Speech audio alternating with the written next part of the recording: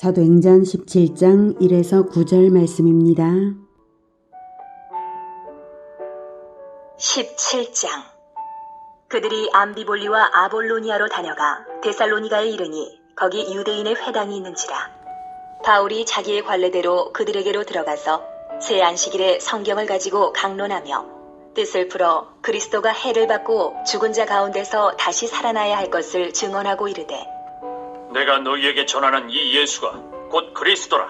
하니 그 중에 어떤 사람 곧 경건한 헬라인의 큰 무리와 적지 않은 귀부인도 권함을 받고 바울과 실라를 따르나, 그러나 유대인들은 시기하여 저자의 어떤 불량한 사람들을 데리고 때를 지어 성을 소동하게 하여 야손의 집에 침입하여 그들을 백성에게 끌어내려고 찾았으나 발견하지 못하매 야손과 몇 형제들을 끌고 읍장들 앞에 가서 소리질러 이르되, 천하를 어지럽게 하던 이 사람들이 여기도 이름에 야손이 그들을 맞아들였도다.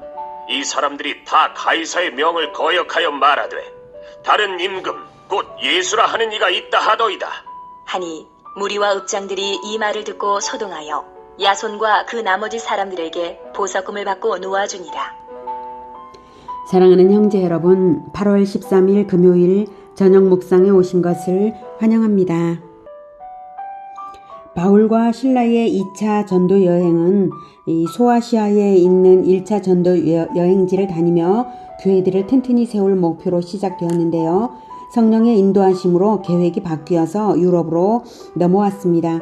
2차 전도 여행의 경로는 맨 처음에 수리아에서 시작이 되어서 길리기아, 그리고 다소, 더베, 루스드라, 이 루스드라에서 디모데가 합류했고요. 그리고 이고니온, 비시디아 안디옥, 그리고 또 서북상을 하면서 부르기아 갈라디아를 거쳐서 무시아로 가게 되었는데요. 무시아는 여기 이제 무시아로 가기 전에 아시아로 가려고 했고 또 비두니아 쪽으로 가려고 했는데 성령께서 이쪽으로도 못 가게 하시고 이쪽으로도 못 가게 하셔서 무시아의 드로아까지 가게 되었습니다. 거기 드로아에서 마게도냐 사람이 부르는 환상을 봤죠. 그렇게 해서 하나님께서 이제 마게도냐 이쪽 유럽으로 보내시는구나 하고 인정하고 바로 에게해를 넘었습니다. 사모드라게 섬을 거쳐서 네아폴리 그리고 빌립보를 갔죠.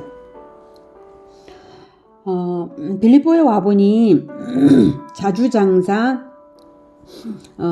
빌립보에 와보니 자주장사 루디아를 만나도록 하나님이 인도하셨고 루디아 가정이 다 믿고 그 가정이 숙식을 제공하여서 빌립보 교회의 터가 되었습니다. 귀신 들린 여종을 고쳐준 일로 주인들에게 고발당하여서 모진매를 맞고 수감되었지만 감옥에서도 기도와 찬송을 했더니 하나님께서 옥문을 열고 모든 죄수들의 착고를 풀어주셨죠. 그 상황에서도 탈옥을 하지 않고 간수를 구해주었기 때문에 간수가 자기 가정으로 모셔서 온 집안이 세례를 받는 놀라운 일이 있었습니다. 상관들은 바울과 실라를 석방할 때에 바울이 로마 시민권자인 것을 알고 빌립보를 떠나달라고 간청을 합니다. 그래서 빌립보 교회를 위로하고 떠납니다. 그 다음에 간 곳이 바로 빌립보를 떠나서 암비볼리와 아볼로니아를 다녀가서 그 다음 데살로니가로 간 것입니다. 이 데살로니가는 마게도냐의 수도라서 교통의 중심지이고요. 정치 경제의 중심이 되기 때문에 유럽 여러 도시로 복음이 전파되는 효과가 기대되는 지역입니다. 그래서 바울과 실라는 암비볼리와 아볼로니아는 대충 지나치고 여기 데살로니가에서 선교의 터를 잡은 것입니다. 바울의 전도 방법의 원칙은 먼저는 유대인에게요 그리고 헬라인에게입니다. 그래서 유대인 회당을 먼저 찾아갔습니다. 그래서 가는 곳마다 가장 먼저는 유대인 회당을 찾아가고요. 회당이 없으면 기도처소를 찾아갑니다. 마침 데살로니가에는 회당이 있네요.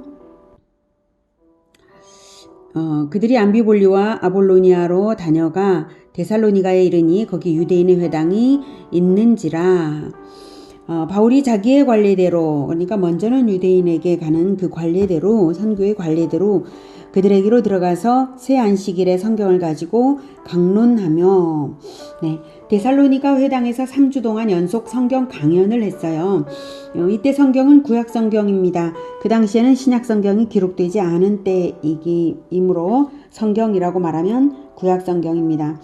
3절 뜻을 풀어, 구약 성경이 뜻을 풀어서 그리스도가 해를 받고 죽은 자 가운데서 다시 살아나야 할 것을 증언하고, 구약 성경에 예언된 그리스도를 논증하여 증언한 것인데요.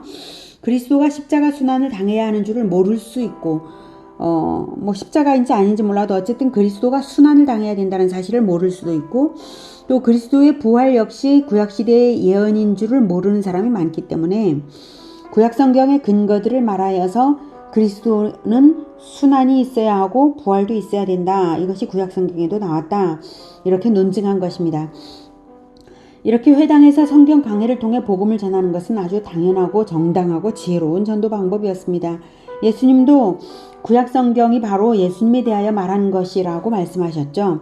요한복음 5장 39절에는 너희가 성경에서 영생을 얻는 줄 생각하고 성경을 연구하거니와 이 성경이 곧 내게 대하여 증언하는 것이니라 라고 하셨고, 요한복음 5장 46절에는 모세를 믿었더라면 또 나를 믿었으리니 이는 그가 내게 대하여 기록하였음이라 라고 하셨습니다. 모세오경도 예수님에 대한 기록이라는 것이죠. 풀어서 이해를 하면 그렇습니다. 이렇게 이제 논증을 하고 증언을 하고요. 증언을 하고 뜻을 그리고 나서 말하기를 내가 너희에게 전하는 이 예수가 곧 그리스도라 라고 선언을 했습니다.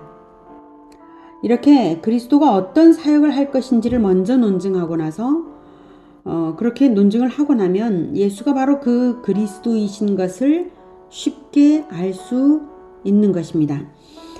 이 즈음에서 구약 성경의 어떤 부분이 그리스도의 순환과 부활이냐고 구체적으로 알기를 원하시는 분을 위하여 간단히 몇 가지 예시를 들어드릴게요. 먼저 그리스도의 순환을 예언하는 것으로는 에덴에서 첫 범죄 직후 아담과 하와의 죄의 수치를 덮는 가죽옷이 되어주기 위해 역사상 최초로 피 흘려 죽은 죄 없는 짐승이 그것이죠. 그것이 그리스도를 예표합니다. 여자의 후손이 옛뱀 마귀의 머리를 밟을 때에 발꿈치를 여자의 후손의 발꿈치를 뱀이 문다고 했죠. 발꿈치를 물리는 것이 바로 여자의 후손의 순환입니다. 흠없는 짐승의 피를 제단에 흘려서 죄인의 죄사함을 위해서 제사를 올려드릴 때에 흠없는 짐승이 바로 그리스도의 예표입니다. 이삭이 번제단에서 하나님께 드려질 뻔했었죠. 하나님은 받았다고 치신 것인데요. 그때 이삭은 독생자의 순환을 예표한 것입니다. 그리고 이삭 대신 뿔이 가시나무에 걸려서 이삭 대신 제물로 올려드려진 그 양, 그것 역시 그리스도를 예표합니다. 다 말하려면 끝이 없습니다. 그리스도의 부활의 예언은 죽지 않고 데려감을 입은 하나님의 동행자 에녹, 죽음을 보지 않고 들림받은 엘리야, 그리고 엘리야가 살려낸 사르밧 과부의 아들, 엘리사가 살려낸 수넴 여인의 아들 등 많이 있습니다. 자, 4절. 그 중에 어떤 사람 곧 경건한 헬라인의 큰 무리와, 경건한 헬라인은 유대교로 개종한 헬라인들을 말하고요. 그 큰 무리와 적지 않은 귀부인도 권함을 받고 바울과 실라를 따르나, 그러나 유대인들은 시기하여 저자의 어떤 불량한 사람들을 데리고 때를 지어 성을 소동하게 하여 야손의 집에 침입하여 그들을 백성에게 끌어내려고 찾았으나, 이 저자의 어떤 불량한 사람들을 데리고 때를 지어서 성을 소동하게 했다. 선동하기 위해서, 그러니까 바울과 실라를 죄인으로 취급하기 위해서는 이 선동이 필요하죠. 그래서 선동하기 위해서 저자, 이것은 중앙광장인 아고라를 말하는데요. 그 아고라의 불량배들을 매수해서 선동하게 한 것이죠. 당시 아고라를 중심으로 한 문화를 이용해서 인민재판을 조장하려던 것입니다. 그래서 때를 지어 성을 소동하게 해서 야손의 집에 침입하여, 이것 자체가 범죄인데 말입니다. 자, 침입하여 그들을, 즉 바울과 실라를 백성에게 끌어내어서 인민재판을 받게 하려고 찾았으나 발견하지 못함에 야손과 및 형제들을 끌고 읍장들 앞에 가서, 읍장들은 그 자치도시 데살로니가의 행정관들이죠. 그들에게 가서 소리 질러 이르되 천하를 어지럽게 하던 이 사람들이 여기도 이름에, 자, 천하를 어지럽혔는지를 어떻게 할까요? 이 유대인들이. 아마도 빌립보에서 전도한 활동이 이곳 데살로니가에도 소문이 났나 봅니다. 유대인들은 서로 지금 통하고 있어요. 그럼 7절, 야손이 그들을 맞아들였도다. 이 사람들이 다 가이사의 명을 거역하여 말하되 다른 임금 곧 예수라 하는 이가 있다 하더이다 하니. 예수님을 고발할 때에도 유대인들은 똑같이 반역죄로 고발해서 유대인의 왕이라는 죄명으로 십자가 처형을 당하게 하더니 이번에도 똑같죠. 이렇게 자기들이 잡아들인 이유는 다른 이유인데도 불구하고 고발을 할 때는 꼭 정치적인 어떤 죄목을 들어서 고발을 하곤 합니다. 이런 고발이 그럴듯하게 들린 이유는 로마는 제국이어서 제국 곳곳에 로마가 임명한 분봉 왕들이 있는데요. 만약 로마가 임명하지 않은 사람이 왕 노릇을 하고 있다면 로마에 대한 반역이고 그런 일이 있을 만도 하거든요. 그리고 로마의 황제는 신격화되는 정도로 절대 권력인데 다른 임금이 있다면 반역자라는 것입니다. 8절, 무리와 읍장들이 이 말을 듣고 소동하여, 결국 유대인들의 농간에 무리와 행정관들마저 속아서 야손과 형제들을 박해한 것입니다. 야손과 그 나머지 사람들에게 보석금을 받고 놓아주니라. 야손과 형제들은 보석금을 내고서야 풀려났습니다. 오늘은 지혜로운 선교 방법으로 첫째, 복음의 확산 효과가 기대되는 도시의 터를 잡고, 둘째, 지체 없이 먼저 유대인 회당을 찾아가고, 셋째, 구약 성경의 논증으로서 그리스도의 순환과 부활을 말하고 예수가 그리스도임을 선포하는 선교를 배웠습니다. 가는 곳마다 박해가 있지만 가는 곳마다 선교의 열매가 풍성한 것은 하나님의 인도하심대로 가고 행하기 때문일 것입니다. 그리고 예수님이 구약 수천 년 동안 준비되고 예고되어서 드디어 인류 구원 사역을 이루신 구세주이시므로 그 복음의 소식이 빠르게 전파되고 강력하게 전파되어야 하기 때문에 선교는 하나님의 전쟁에 하나님 편에 참전한 것과도 같은 일입니다. 그러므로 박해가 반드시 있지만 선교는 반드시 승리하는 것입니다. 우리 모두의 인생이 선교사적 인생들이 되어서 승리가 보장된 길을 다 걸어가기를 축복합니다. 기도하겠습니다. 하나님, 사도 바울을 통하여서 우리에게 선교의 지혜, 올바른 모범을 보여주시니 감사합니다. 우리도 사도 바울처럼 담대함과 지혜로서 세상에 예수 그리스도를 선포할 수 있도록 우리를 사용하여 주시옵소서.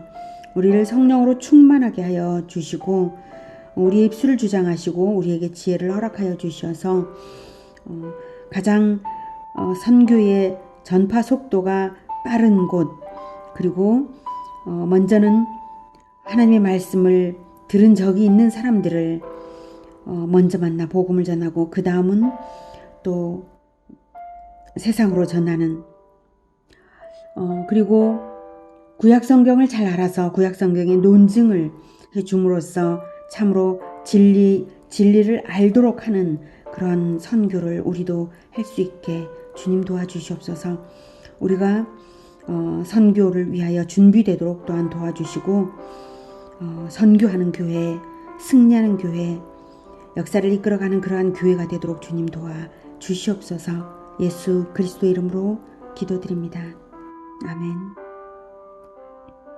이어지는 시간은 개인 기도 시간입니다.